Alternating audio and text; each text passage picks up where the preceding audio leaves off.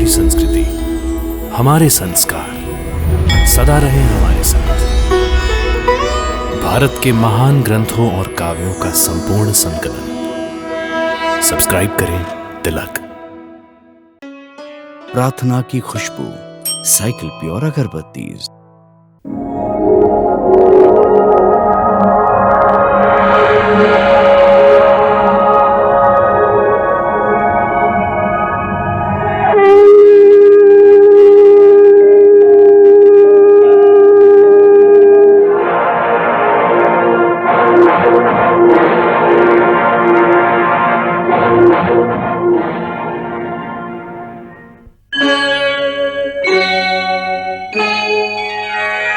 कृष्णा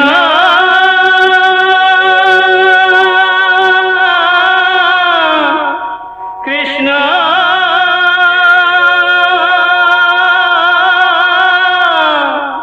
हरे कृष्णा हरे हरे।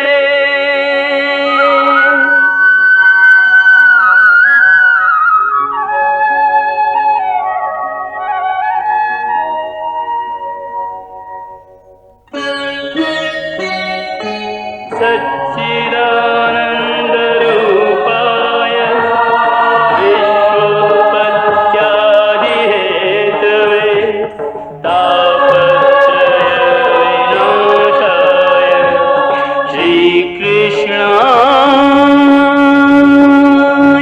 वयं नमः।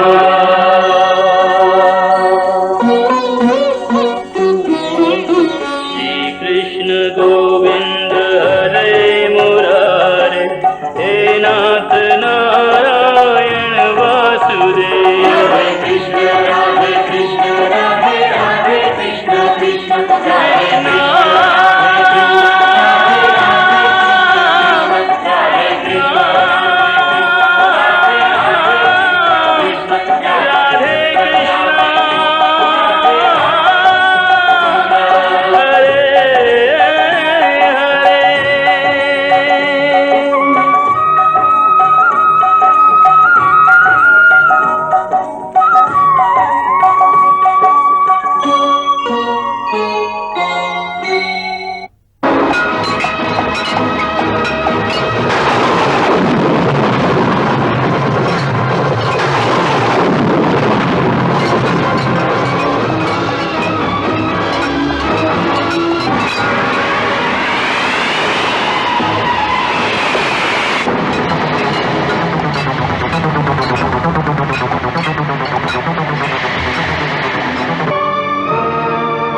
राजा द्रुपद, तुम युद्ध में हार गए हो।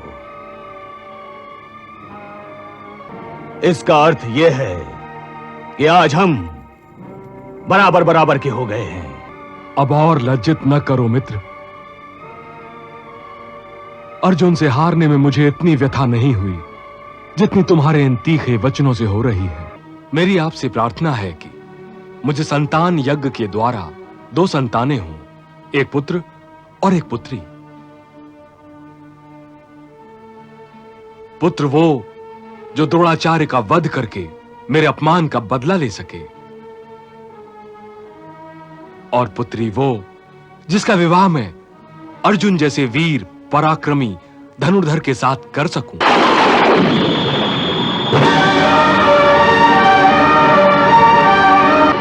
हे द्रुपद, ये राजकुमार तुम्हारे कुल का यश बढ़ाने वाला होगा।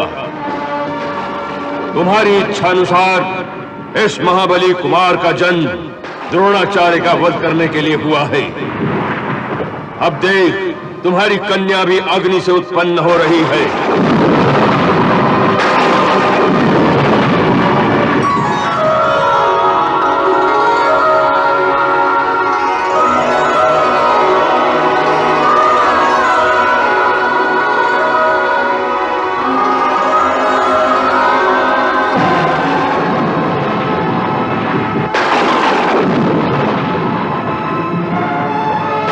द्रुपद, तेरी ये दिव्य कन्या देवलोक की एक महान विभूति है, जो एक पूर्व कल्प में 5 इंद्रों की इंद्राणी रह चुकी है। इसका जन्म इस पृथ्वी पर अहंकारी और अभिमानी क्षत्रियों का संहार करने के लिए ही हुआ है।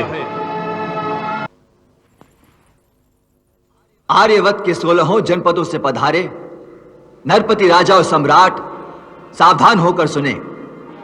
हमारे पूज्य पिता पांचाल नरेश महाराज ध्रुपद ने मेरी बहन द्रौपदी के लिए स्वयंवर सभा का आयोजन किया है। इसलिए राजकुमारी उसी वीर को अपना वर चुनेंगी जो इस लक्ष्य भेद की परीक्षा में सफल होगा। इसके लिए लक्ष्य के नीचे 5 बाण रखे हुए हैं।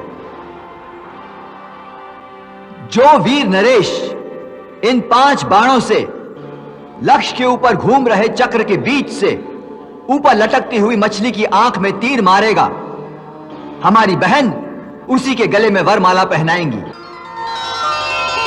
लक्ष्य का संधान नीचे रखे कड़ाव के तेल में परछाई देखकर किया जा सकेगा।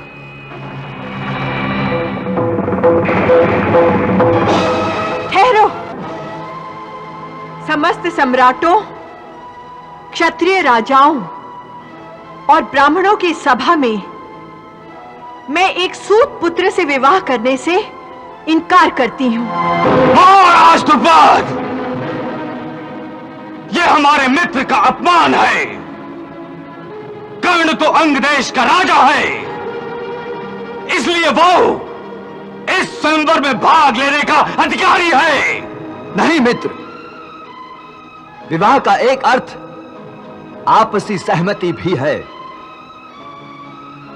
जब द्रौपदी की अनुमति नहीं है तो मैं इस प्रतियोगिता में भाग कैसे ले सकता हूं?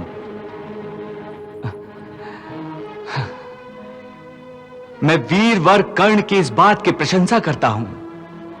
शास्त्र भी विवाह में सबसे पहले नारी की सहमति को ही मानता है।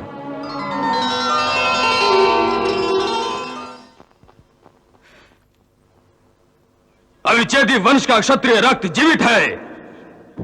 आप क्यों चिंता करते हैं युवराज दुर्योधन? शास्त्रों के अपने पक्ष में व्याख्या करने वालों की बातों पर ध्यान न दीजिए। यह लक्ष्य मैं भेदूंगा। सम्राट चेदिराज के सुपुत्र महाप्रतापी नरपति शिशुपाल।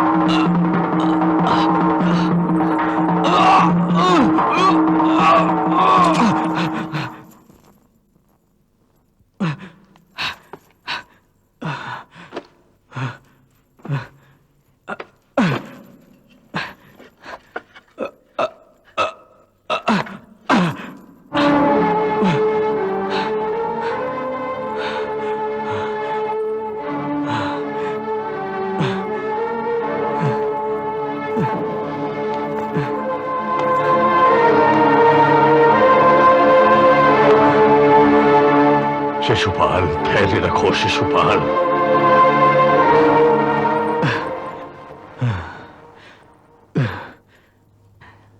कन्हैया, देख रहे हो बड़बोलेपन का परिणाम? द्रुपद ने शर्त तो किसी और के लिए रखी दाऊ भैया।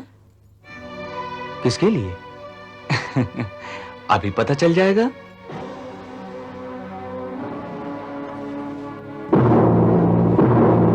राजकुमार दुशासन,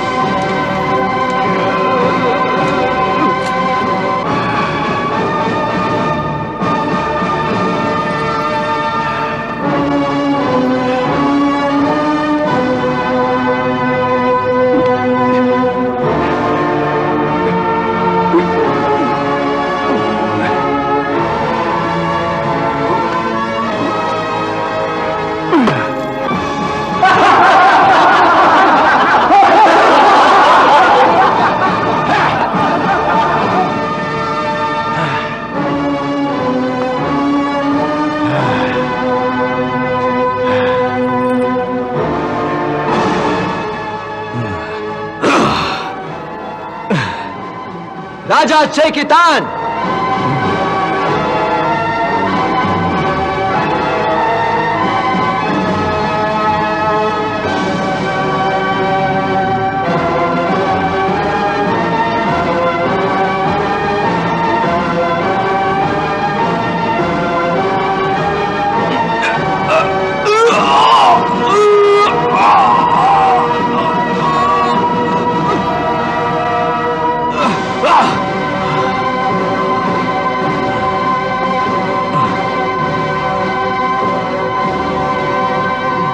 राजकुमार विकर्ण,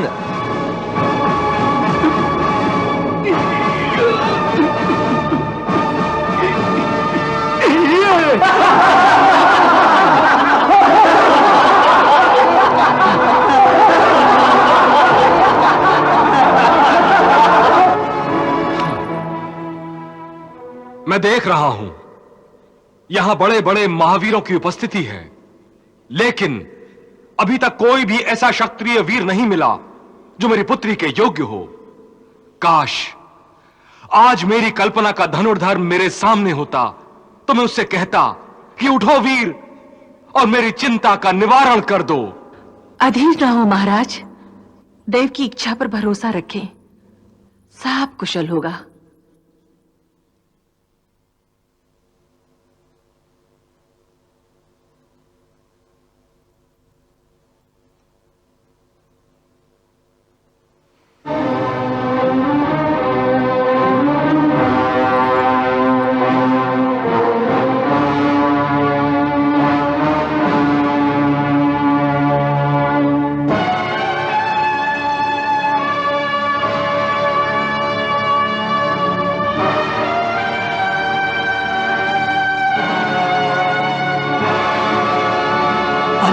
देखो तो इस ब्राह्मण कुमार को क्या सूझी है। कुछ भी हो, ब्राह्मण पुत्र लगता है बड़ा उत्साही। मुझे तो लगता है कि ये अपने भरोसे पर ही सफल होगा। इसका शरीर तो सिंह की तरह फड़क रहा है। ब्राह्मण है तो क्या, एक ब्राह्मण क्षत्रिय कन्या का वरण कर सकता है, शास्त्र इसकी आज्ञा देता है।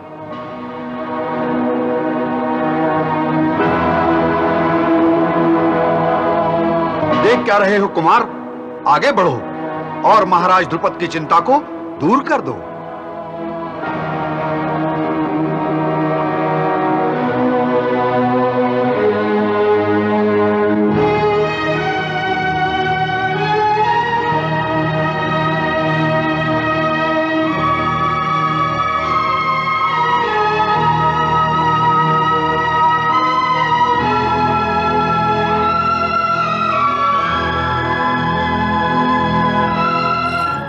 देखो तो उस ब्राह्मण कुमार में कितना तेज है।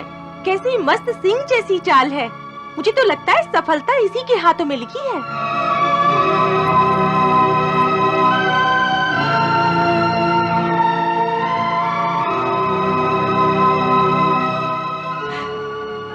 कन्हैया, सब क्षत्रिय राजा हार गए। अब ये ब्राह्मण धनुष उठाएगा। यही अर्जुन है दाऊ भैया। अर्जुन? हाँ।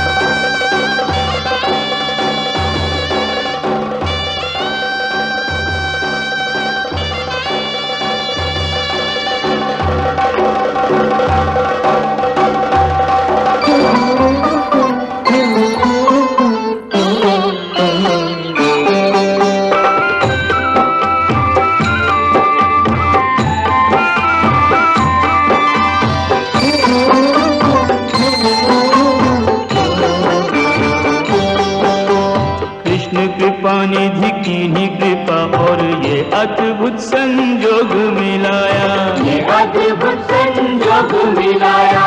उसकी जीत में क्या संदेह कि जिस पे रहे श्री कृष्ण की छाया, जिस पे रहे श्री कृष्ण की छाया। पार्थ को रूप की राशि मिली, पार्थ को रूप की राशि मिली और द्रौपदी ने धनधारी को पाया। कंठ में जीत का हार पिन्हाए के पार्थ को कंठ का हार बनाया, कंठ में जीत का हार पिन्हाए के पार्थ को कंठ का हार बनाया।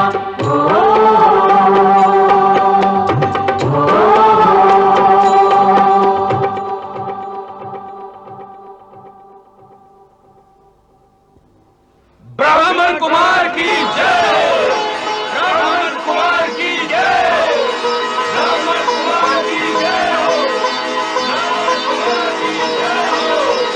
ब्राह्मण कुमार की जय हो, ब्राह्मण कुमार। ये हमारा बाण है,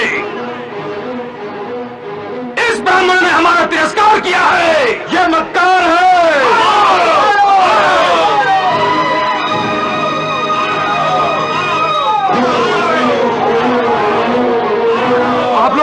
आप लोग शांत हो जाइए, शांत हो जाइए। नकुल, सहदेव जी, अब हमारे यहां रुकने का कोई काम नहीं है। चलो भीम, तुम अर्जुन की रक्षा के लिए यहां रुकोगे। जी भैया। चलो।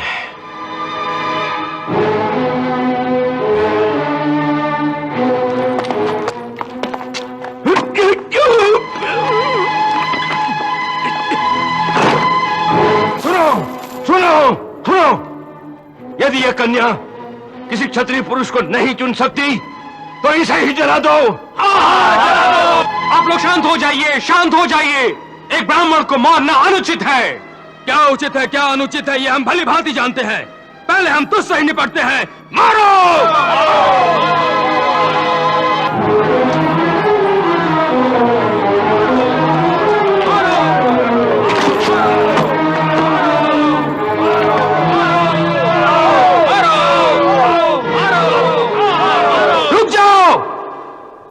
बहुत हो चुका। अब समस्त राजा और सम्राट सुने। इस तेजस्वी कुमार ने धर्म के अनुसार अपनी वीरता का परिचय देकर इस भरी सभा में द्रौपदी को अपने बाहुबल से जीता है। इसलिए इससे युद्ध करना अनुचित है। हां, ऐसा नहीं है कि आप लोगों को अवसर नहीं दिया गया। जब कोई भी क्षत्रिय राजा सफल नहीं हुआ तब इस ब्राह्मण कुमार ने बाजी जीती है। अब आप लोगों को किस बात का मलाल है? वैसे भी धर्म स्वयंवर में युद्ध की आज्ञा नहीं देता। धर्म तुम लोग धर्म की परिभाषा की बात कर रहे हो तुम? अरे जाओ, मैं तुम्हें और तुम्हारे धर्म को भली भांति जानता हूं। यदुवंशियों, तुम लोग बीच में ना अटको, अन्यथा वरना क्या कर लोगे तुम इस कुमार का? अब कोई भी एक कदम आगे बढ़ा तो उसे पहले हमसे युद्ध करना पड़ेगा। समझ गए ना?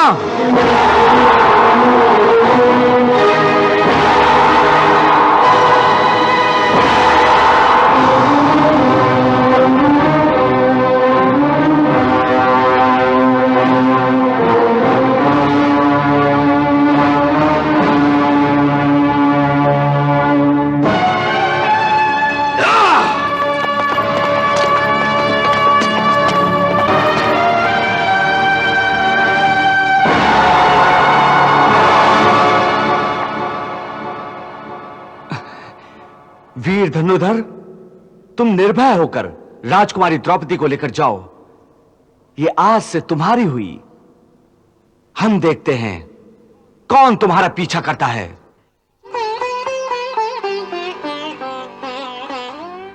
आज आपने हमारे प्राणों की रक्षा की है, इसके लिए मैं आपको प्रणाम करती हूं और जीवन भर आपकी आभारी रहूंगी केशव, जीवन भर।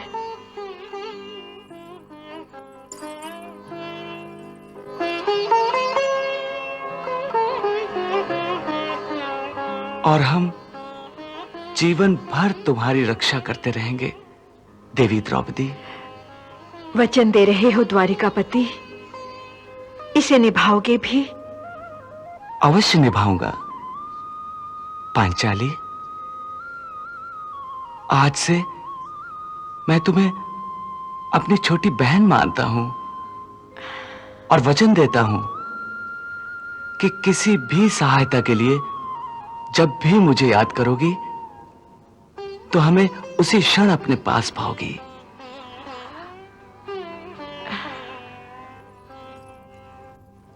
सौभाग्यवती भव।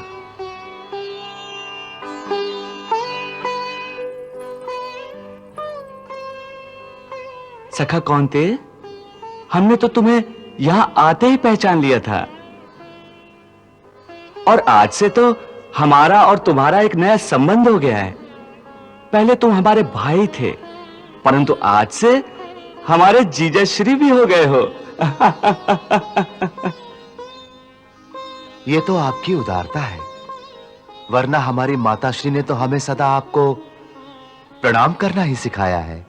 नहीं अर्जुन, तुम नहीं जानते, तुम्हारा और हमारा पुरातन नाता है। तुम हमारे पुरातन सखा हो।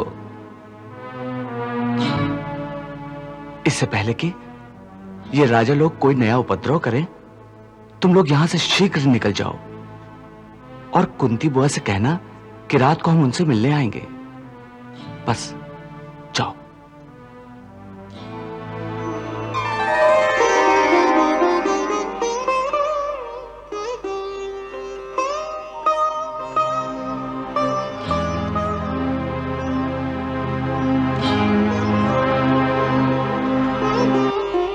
पुत्र, तुम इनका पीछा करो, जाकर देखो हमारी पुत्री को पाने वाले कौन हैं, किस जगह ठहरे हैं, किस गोत्र के हैं, किस कुल के हैं। एक भाई होने के नाते तुम्हारा यह कर्तव्य है। जाकर देखो, उनका पता करो। जो आ गया पिताश्री। रुको, क्यों इतने अधीर हो रहे हैं महाराज? एक शूरवीर की कोई जाति नहीं होती, उसका कोई कुल नहीं होता। आपने देखा नहीं, उगते हुए सूर्य के समान उसका चमकता हुआ चेहरा स्वयं उसका परिचय दे रहा था। वो निश्चय ही किसी बड़े कुल का वंशधर है। आप चिंता न करें।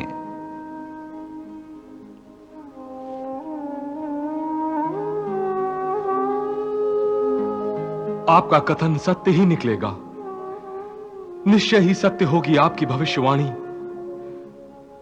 मेरा विश्वास आप में है, और आप तो सर्वात्मा हैं यदुवंश शिरोमणि। सम्राट ऐसे अधीर नहीं होते पांचाली नरेश। मगर एक पिता तो होता है। इस समय मैं सिर्फ एक पिता हूं, इसके अतिरिक्त कुछ नहीं। इसीलिए मन अधीर है। इसीलिए जानना चाहता हूं कि ब्राह्मण कुमार कौन है जो मेरी राजकुमारी को जीत कर ले गया है।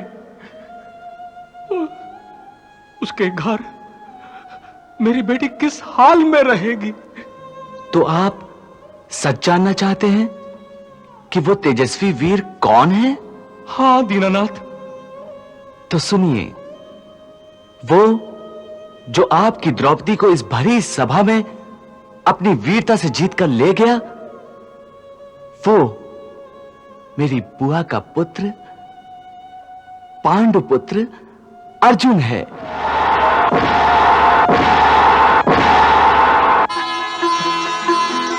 अर्जुन?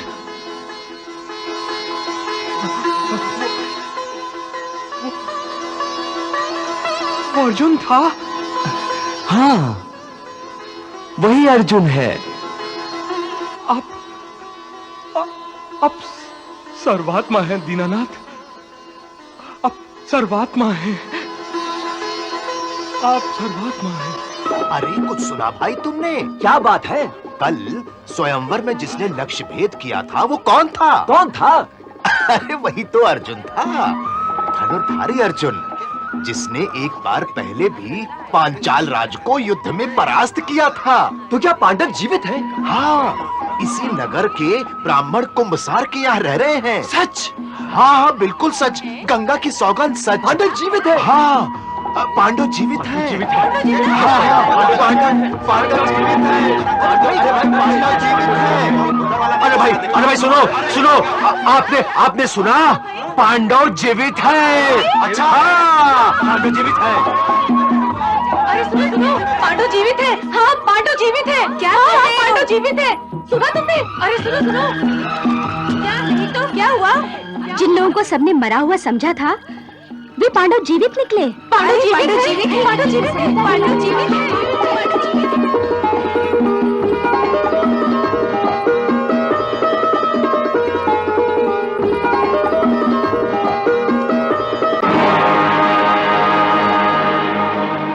क्या पांडव जीवित हैं? तो क्या वारणावत की घटना सत्य नहीं थी विदुर? वारणावत की घटना सत्य थी, और यह भी सत्य है कि पांडव जीवित हैं। कैसी सूचना देते हो विदुर? दोनों बातें एक साथ सत्य कैसे हो सकती हैं? वहां जो कंकाल मिले थे, क्या वो उनके नहीं थे? यही हो सकता है महाराज कि वो किसी और के हों। यह तो शुभ सूचना है, अति शुभ सूचना है। हाँ। विदुर, कुंती बहन कैसी हैं? कहाँ हैं वे? महारानी कुंती सकुशल हैं। वे अपने पुत्रों के ही साथ हैं।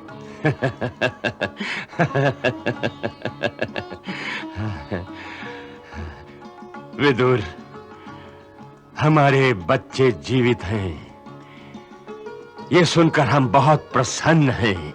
हाँ। लेकिन इस समय वो है कहां?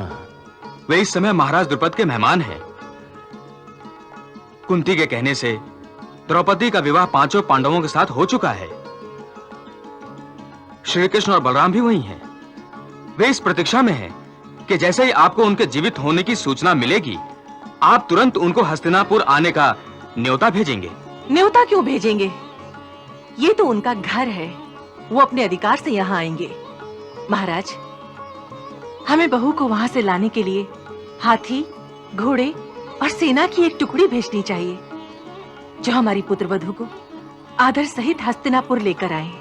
अवश्य, अवश्य विदुर, जैसा महारानी ने कहा है तुम वैसा ही प्रबंध करो।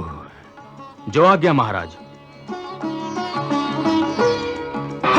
मामाश्री, सुना आपने? पांडव जीवित हैं। कैसे हो सकता है भांजे? ऐसा कैसे हो सकता है? हो सकता नहीं, हुआ है। उस दिन पांचाल कुमारी को वरण करने वाला ब्राह्मण वेश में अर्जुन ही था और कोई नहीं। मगर भांजे, वो पहचान में तो नहीं आ रहा था। यही तो आश्चर्य है। आप जो चाल चलते हैं उसका फल उल्टा मिलता है। पहचान में भी भूल कर जाते हैं आप बाबाश्री।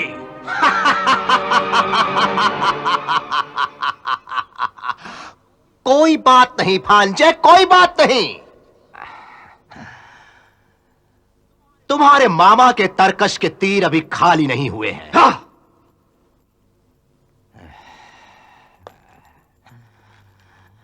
इस बार सही पहचान करके ही तीर चलाऊंगा, निशाने पर। निशाने पर, निशाने पर।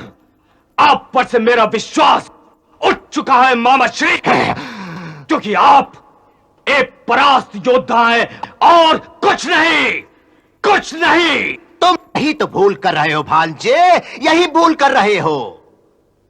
अरे हमारे पासे तो ठीक ही पड़ रहे थे,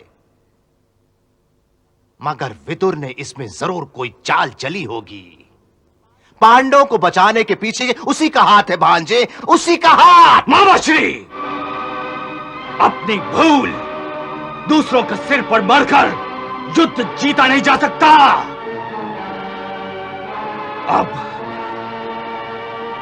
अब मुझे ही कुछ करना होगा, मुझे ही कुछ करना होगा। तुम तो व्यर्थ में उत्तेजित हो रहे हो भांजे, व्यर्थ में।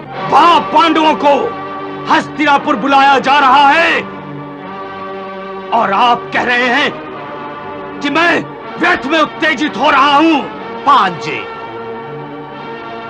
पांडवों को बुलाने के लिए कोई दूत ही जाएगा ना? और नहीं तो क्या, महाराज स्वयं जाएंगे।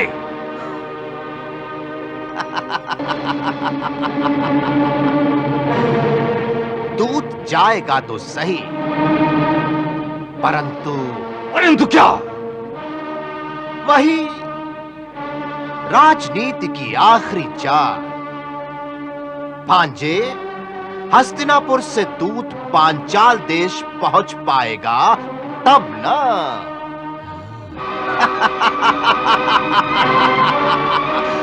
बेचारा दूत। भांजे, बेचारा दूत। बड़े आश्चर्य की बात है, हस्तिनापुर की ओर से हमारे पास अभी तक कोई संदेश नहीं आया।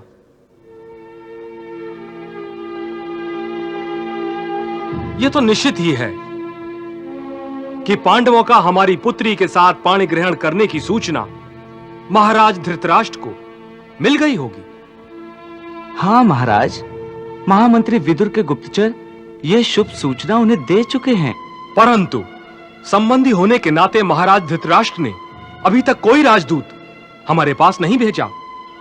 इस बात का आश्चर्य है। इसमें आश्चर्य की कौन सी बात है महाराज? हस्तिनापुर राज्य में जहां एक और महात्मा भीष्म, गुरु द्रोणाचार्य और विदुर जैसे पराक्रमी वीर हैं, वहीं दूसरी ओर दुर्योधन और शकुनी जैसे लोग भी तो हैं। फिर देरी के लिए आश्चर्य कैसा? आपने बिल्कुल ठीक ही कहा है यदुकुल शिरोमणि। वे लोग कब चाहेंगे कि पांडवों की शक्ति में वृद्धि हो या उन्हें किसी की सहायता मिले? यह बात सच है महाराज, परंतु पांडवों के जीवित होने का समाचार कोई साधारण बात नहीं है। यह सूचना ठहरे हुए समुद्र में ज्वार भाटे के आने जैसी सूचना है। कौरव तो निश्चिंत होकर बैठे हुए थे कि पांडवों का अंत हो गया है, और दुर्योधन तो हस्तिनापुर का युवराज भी घोषित हो चुका था। हाँ मधुसूदन, मुझे भी उसके युवराज का पद पा जाने की सूचना मिली थी, और वो इसी पद की हैसियत से द्रौपदी के स्वयंवर में भी आया था। फिर आप अधीर क्यों हो रहे हैं? समय की प्रतीक्षा कीजिए ना। मैं अधीर नहीं हो रहा हूं, मैं तो पांडवों के प्रति सरासर होते रहते अन्याय के कारण चिंताग्रस्त हूं। इन्हें इनका अधिकार पूरे सम्मान के साथ मिलना ही चाहिए। आप निश्चिंत रहिए महाराज, मेरे रहते कहीं कोई भी अन्याय नहीं हो सकता। क्यों दाऊ भैया? मुझे और मेरी माताश्री को आप लोगों पर पूरा विश्वास है यदुकुलभूषण। तो फिर विश्वासम फलदायकम बड़े भैया। आप लोग कल्पना कीजिए, अगर हस्तिनापुर से कोई संदेशवाहक ना आया तो आप जान लें कि हम युक्ति से ही नहीं, शक्ति से भी पांडवों का अधिकार दिलाने में समर्थ हैं। परंतु हमारी इस मंत्रणा का निष्कर्ष क्या है? आखिर यह भी तो पता चले हमारा अगला पग क्या होगा। इस पांचाल राज्य के लिए आपकी क्या आज्ञा है यदुवंश शिरोमणि? यही कि हम 1-2 दिन प्रतीक्षा करें। हस्तिनापुर से कोई संदेश आ गया तो ठीक है, अन्यथा हम स्वयं महाराज द्रुपद के साथ हस्तिनापुर जाएंगे और वहां राजसभा में ही पांडवों का पक्ष प्रस्तुत करेंगे।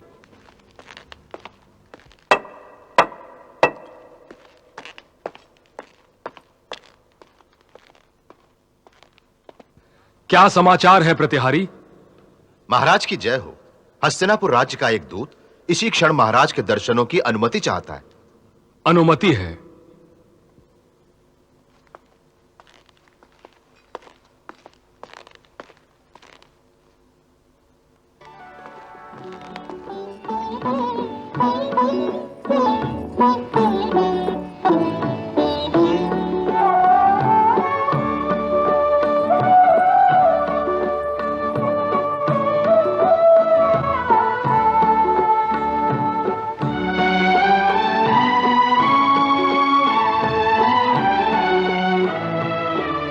पांचाल देश के महाप्रतापी सम्राट को कुरु देश के राजदूत का प्रणाम स्वीकार हो।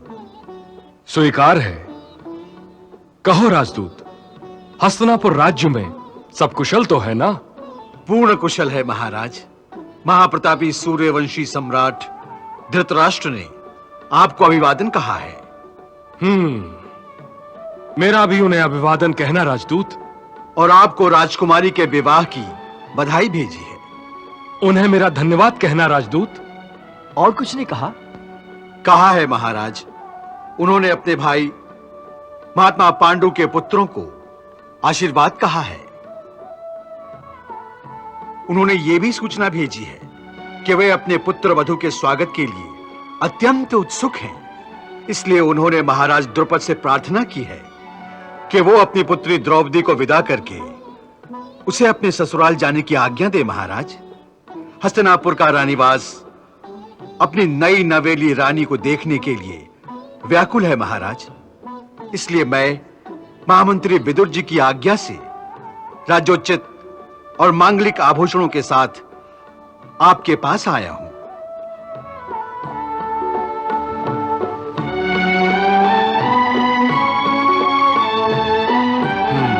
राजदूत, हमें महाराज धृतराष्ट्र का प्रस्ताव स्वीकार है।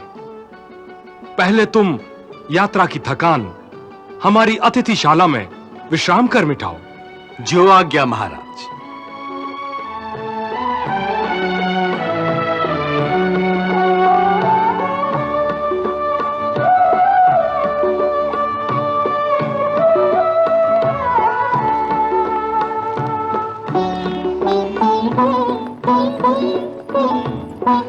मैं कहता था ना, धैर्य का फल अत्यंत मीठा होता है पांचाल नरेश। आप ठीक ही कहते थे मधुसूदन। आप तो अंतर्यामी हैं, सब कुछ जानते हुए भी अनजान की भांति व्यवहार करते हैं। और क्या आज्ञा है महाराज? आज्ञा नहीं, बस एक विनती है। वो क्या? यही कि आपने मेरी पुत्री के साथ भाई बहन का नाता जोड़ा है। आप भी धृष्टद्युम्न के साथ हस्तिनापुर जाएं प्रभु। जो आज्ञा महाराज।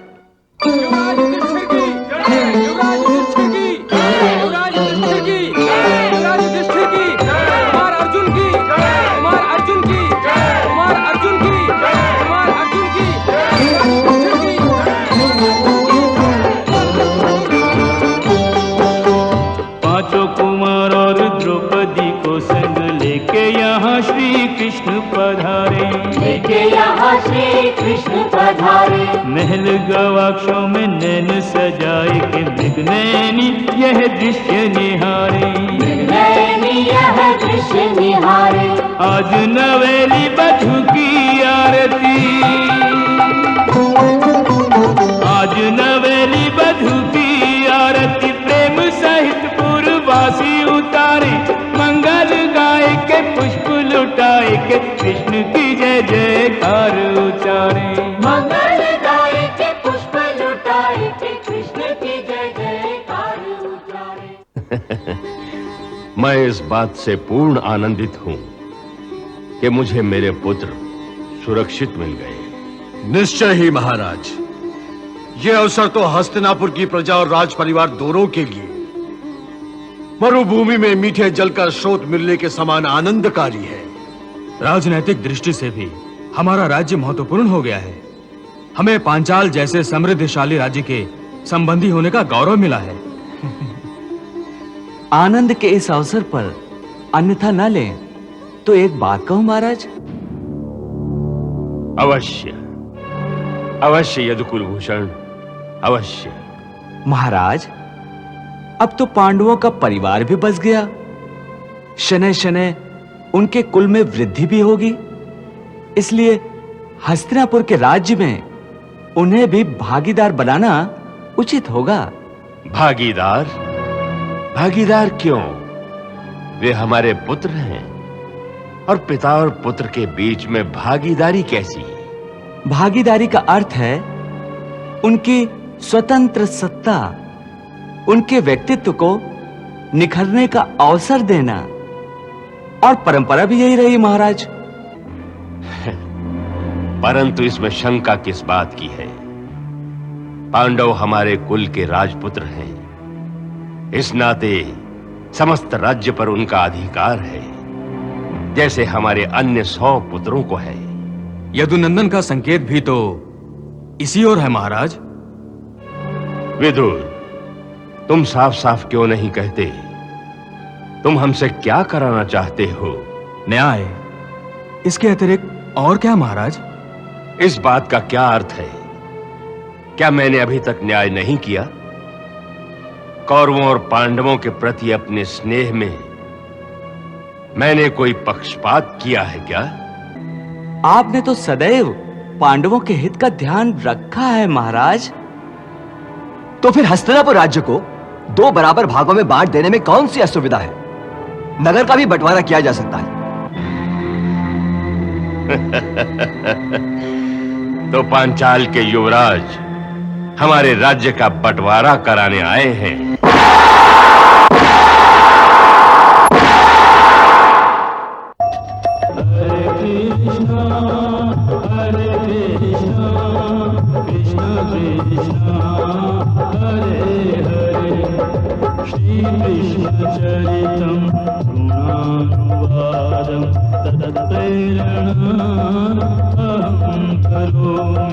मम भावगीतं हृदयस्य प्रीतं त्वत्पद्मपादे समर्पयामि।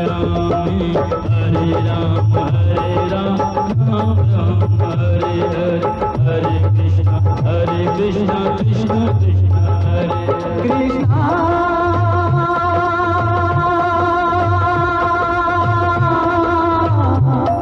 कृष्णा